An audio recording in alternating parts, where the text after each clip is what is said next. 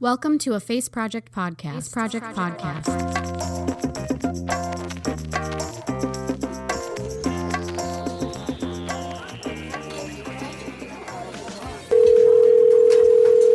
Hello? It's just pure life. It's pure and my innocence. mom it's is a pure writer. gratitude. So I ended up in America. I am an adopted Korean and have been all my life. It's a perfect blend of science and creativity. I was screaming, I will live over here till I die.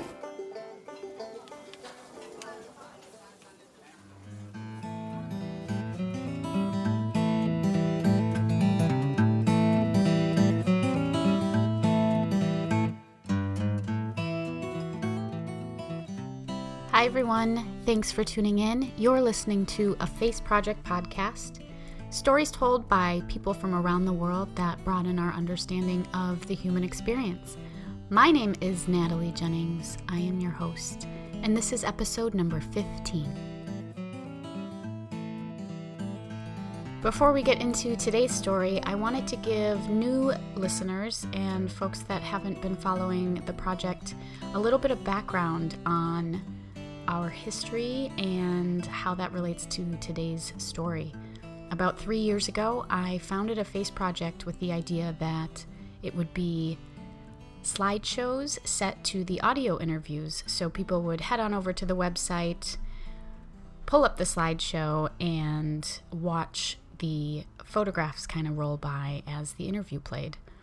Because this format was not as accessible, even 3 years ago, not as many people had smartphones and mobile devices, I realized very quickly that a podcast format would be much more accessible to everyone. So that format kind of went to the wayside, and we relaunched as a podcast and quarterly magazine in March of 2016.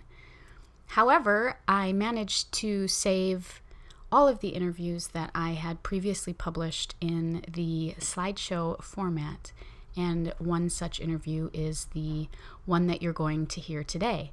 One of the sort of trademark audio pieces that I would always add to the slideshows was this camera shutter clicking sound, because I wanted to show the relationship between the audio and the photographs back when things were published that way.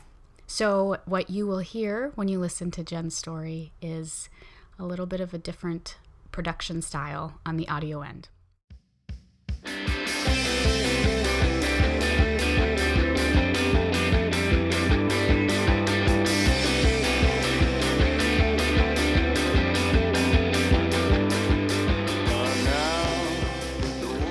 Before we jump into Jenn's story today, I wanted to make sure I mentioned that if you're new to the podcast, you can find us on iTunes, and we'd really appreciate it if you took a couple seconds to leave us a review on iTunes. Reviews not only help us to reach a wider audience, but they also help give new listeners a better understanding of what other people have thought of what they've heard here. So if you're enjoying the podcast, if you're a regular listener, please take a couple minutes and head on over to iTunes. We are very grateful for all of the reviews we've had so far. Secondly, if you are new to the podcast and are enjoying listening to some of these stories, please note that you can see portraits of all of our storytellers from each episode on our website, afaceproject.com. So if you'd like to put a face to the voice and give the story you just heard a little bit more depth, head on over to afaceproject.com and look under the podcast menu. Finally, our companion magazine is available now in our online store. There is a print version and a digital version. Each magazine comes out quarterly. There's Volume 1, Issue 1 and Volume 1, Issue 2 currently available in the store. And what is in the magazine exactly? We take all of our portraits from each story, as well as the audio transcriptions from each podcast, and lay them out. Aaron Woods does an amazing job laying out all of our magazine galleys, and you can check out a sample video on our website as well. Without further ado, here is Jenn. I was always a boat tied up to a stone. Half of me sinks, now the other half floats. I'm either dead certain or completely unsure. Where to go, where to go, where to go anymore. My name is Jenn Schmidt, and I'm from Eden Prairie, Minnesota. I am wanting to share my stories today to help people learn to not take things for granted, not take their life for granted and the people in it. When I was 3, we discovered a hearing loss, but it was enough that I needed hearing aids to be able to hear. I was finally able to interact and play with my friends in the neighborhood. Well, when I don't have my hearing aids in, I can't hear anything at all. My hearing loss is progressive, so it's gotten worse. Now it's actually at severe, and when I first got my hearing loss, it was moderate. There's a very, very strong chance that I'm going to be completely deaf within the next 20 years. A lot of people think that it's like putting on a pair of glasses and then you get 20/20 vision, but it's not like that at all. You put your hearing aids in, but you still have to put a lot of work into weeding out the background sound. If there's a crowd around you, you're hearing everybody else's voices as well as the person trying to talk to you, and you need to figure out which voice is the one that you need to tune into. I hear things totally not what they were saying at all. My friends call them Jennisms. Something happened with all of my friends. 5th and 6th grade were pretty awful. They seemed to decide that I had a disease or something that they could catch. I really didn't have friends. There was one time when the big important thing back then was this windbreaker jacket type thing that had the Eden Prairie Eagle logo on it and had your name on it, and you had a hood and you could put your hands in the little muff thing. And I was so excited that I got one for Christmas, and I'm like thinking, yay, people are actually gonna like me again because I have something that fits in. But I wore it to school, and a girl wore hers to school, saw that I was wearing mine, ripped hers off and threw it in the trash can. I started missing a lot of school during that time because it was so not fun. I got really sick because I was so anxious and so nervous that I was starting to have really intense panic and anxiety attacks, which is hard because my personality, who I really am, is someone who craves the spotlight. But I missed so much school that I had to repeat a grade. So my parents pulled me out and put me to Bloomington Lutheran School. Best decision ever. The people there were so accepting. And one thing that they did differently than from any other school before that is they let me educate my classmates about my hearing loss. Like another school, they sent me out of the room and then tried to explain to my classmates about my hearing loss when I wasn't even there. So I had to go back to the public school for high school. But at that point, I had really developed some really, really tough walls. Basically, nobody was ever going to hurt me again. Just not going to happen. When I graduated, we graduated with, I want to say it was 950 and 980. It really allowed me to completely disappear, which I think I needed to help myself heal. When you are encountering someone with a hearing loss, keep in mind that it's a struggle for them. The more open and the more interested you are, the better it's going to be for everybody involved. Let them explain to you what their hearing loss is. Let them explain to you what they need. And teachers in particular, talk to your student and see how they want it to be handled. Don't assume that you know best.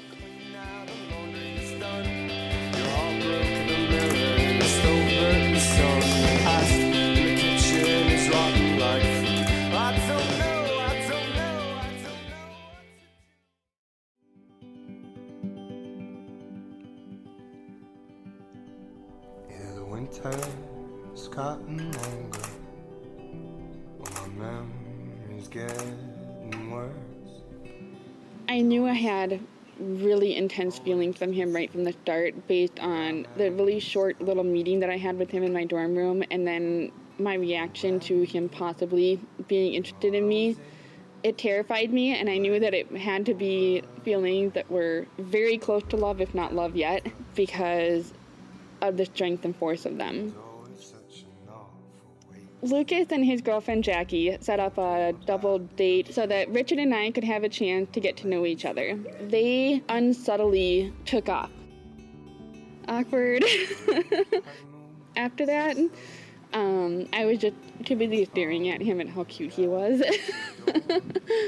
So we agreed to do a movie night, and it's January 26th. January in Minnesota is really cold, and this is a late night movie that we were going to be doing, and I got the idea in my head that I wanted to take a walk. I called him up before he was going to come over, and I'm like, okay, so this is kind of weird, and I don't mind if you say no, but would you want to take a walk with me first before the movie? And he told me later that that was when he fell in love with me, because one of his favorite things to do was to take walks at night. It's such a great time to think, and it's beautiful at night. So there was this one place at the top of the park that was his place, and he'd never brought anybody there, and never even told anybody about it before. And he took me there because he wanted to share that spot with me. And so then we get up to the top, and then he turns me around, like, to look at the view and everything, and he's just standing there with his arms around me, and we're just looking at the view together, and he's telling me about this place and how much it means to him and how important it was for him when he was at the college, because he had a place to go where he felt safe. So he was telling me about how he no longer needed that safe place because I was his safe place, and how much it meant to him that he didn't have to go someplace else anymore, that he could just be with me and be safe. And that was unbelievably touching for me. I didn't realize how much I'd helped him, I guess, because all I could focus on was how much he had been helping me and how much he was healing me with his love. And then he turned me around and he pulled the ring out of his pocket. I think I might have knocked him over because I just jumped on him. I was so excited and happy. The way that he was healing me was, the love that he had for me was a level of unconditional love that I had never experienced before in my life. And, you know, everybody has that unconditional love from their family, but this is totally different. This is a love of someone who doesn't have to love you. They can choose to walk away from you any time that they want. And I was an idiot for a very good part of our relationship. I was terrified of his love for me and my love for him. And I admit I was trying to push him away because I was waiting for him to just walk away himself. And I didn't want that to happen. So I was kind of trying to jeopardize the relationship. But he loved me so much through that, all of that. And it finally convinced me that he's really not going anywhere. I can't believe it. Someone really loves me. I'm really worth this kind of love. So he really, really went a long ways with healing me, because we just fit together so well. These lines fill up your porcelain face, while dreaming of an ocean in a lake state.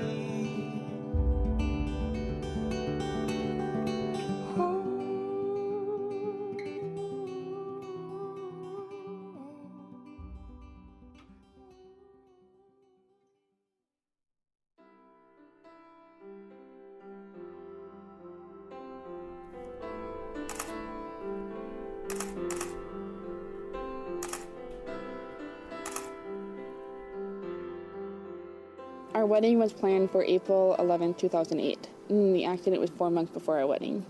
This is the part where I'm probably going to cry a lot. We were both really busy. We had both been working a lot. But we realized that we were spending so much time apart from each other, and neither one of us was truly happy, because we were happiest when we were together. We decided that November 24th was going to be our day together. And then I had an opportunity to pick up hours at work. And I almost said yes, but I had a very strong feeling that I should say no. And I just had kind of a feeling that he needed to stay with me that night.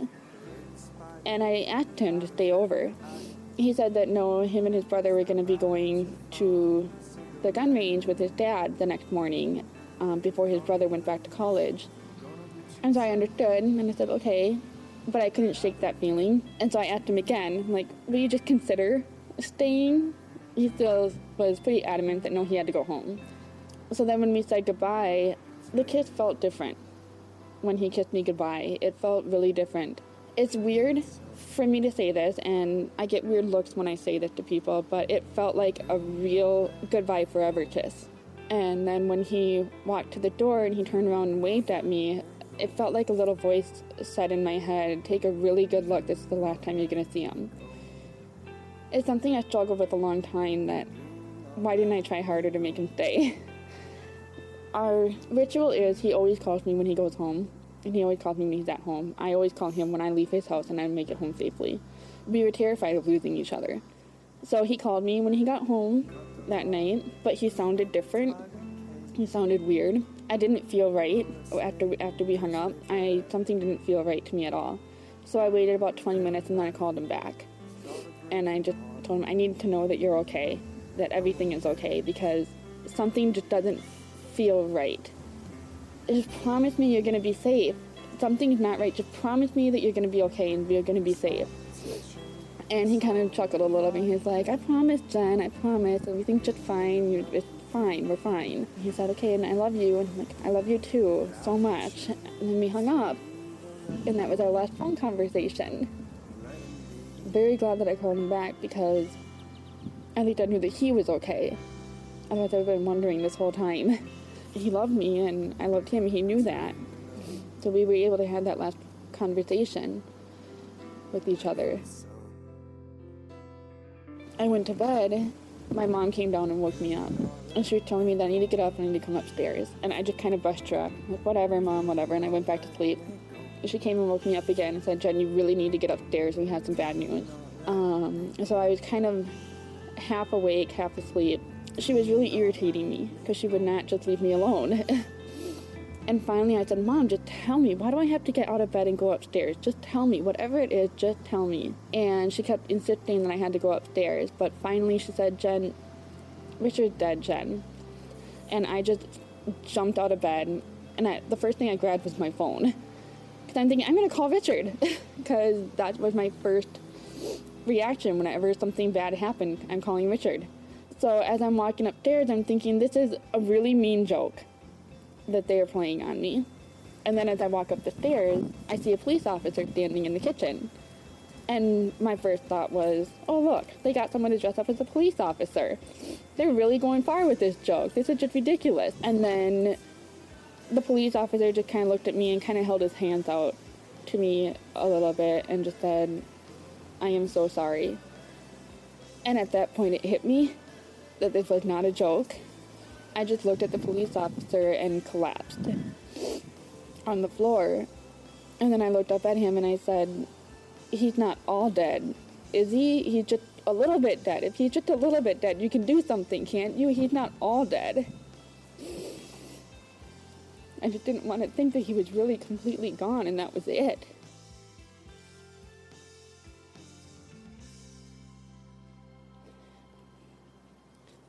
I don't remember really very much of what happened after that. Halfway down the stairs, I remembered my manners, and I turned around to the police officer and I said, well, thank you for coming out here and telling me. I decided that I wanted to go to the hospital. I didn't want it to be real so bad. I just felt like if I could get there, there was something I could do. I remember a lot of us sitting in a waiting room. I remember his mom coming up and hugging me. I wanted to see his body. It didn't seem real until I saw him. There was a lot of waiting around until he was ready to be seen because they had to clean him up. They had him covered in a sheet, except for his arm and his head. And the rest of his body was just too badly damaged to be seen. I could tell that his jaw had been broken. I could tell that there was some trauma. But it still looked like him. But at the same time, it didn't look like him. Because the essence that made him who he wasn't there anymore. It was just a body. It wasn't Richard anymore. And that's when it really hit home to me that he was really gone. As I was leaving, they surprised me with a paper saying that I was the one that was identifying his body. And I wasn't expecting that at all. And I was actually kind of angry that they wanted me to do that.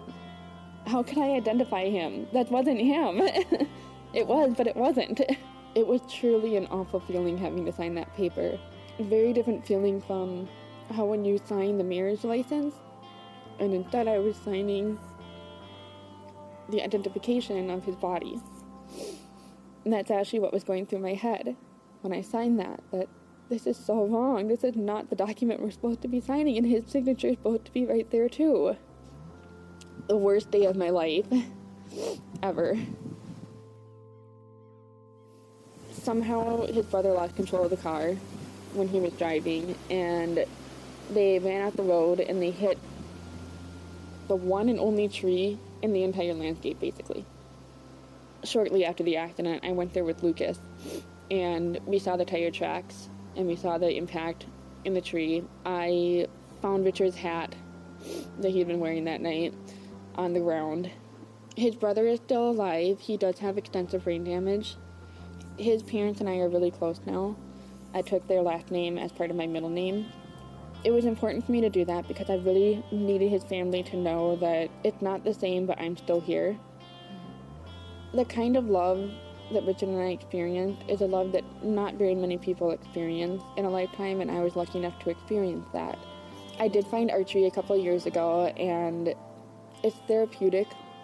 You can just kind of disappear into your own little world where all that matters is you and the target and the bow and the arrow.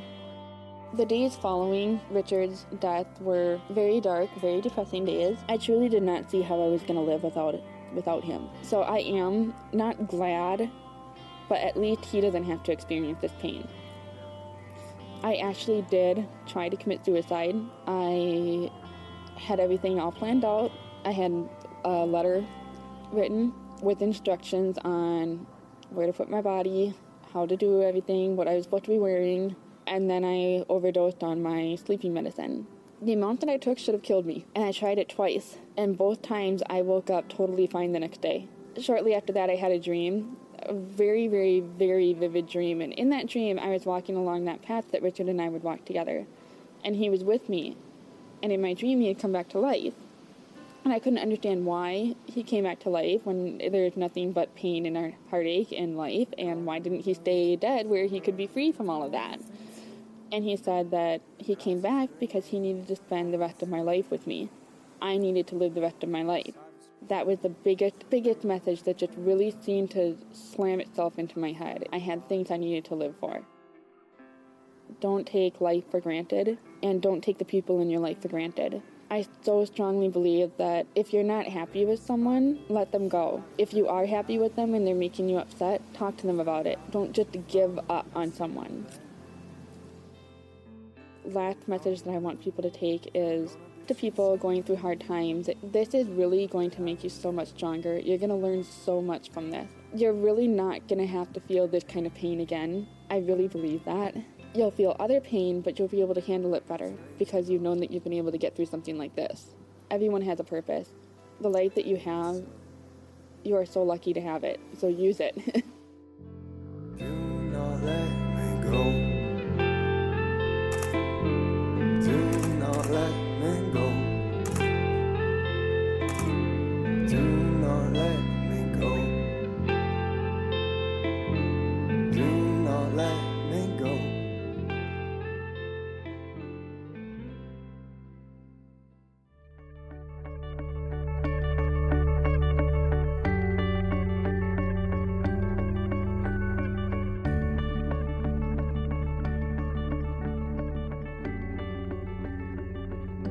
Thanks for listening, everyone. One thing I would like to mention is that if you head to afaceproject.com and scroll down to the bottom of our homepage, you can find a email newsletter sign up. For everyone that signs up this week, we will be giving away our latest issue of the magazine in digital form. So when we see that email come through, we will send over a copy of our latest issue so you can check it out as a thank you for helping to build our community. One more thing before I sign off. If you know someone or you yourself think that you would like to share your story or that you have a great story to share on an upcoming episode of our podcast, head on over to our website. There is a page under the About menu called Share Your Story. You can also email afaceproject@gmail.com. We would love to hear from you. Thank you again, all of you, for all of our reviews, all of our subscribers, all of our sustaining contributors and listeners. We wouldn't be able to do this without you. So thanks, much gratitude, and we'll be back in a couple of weeks.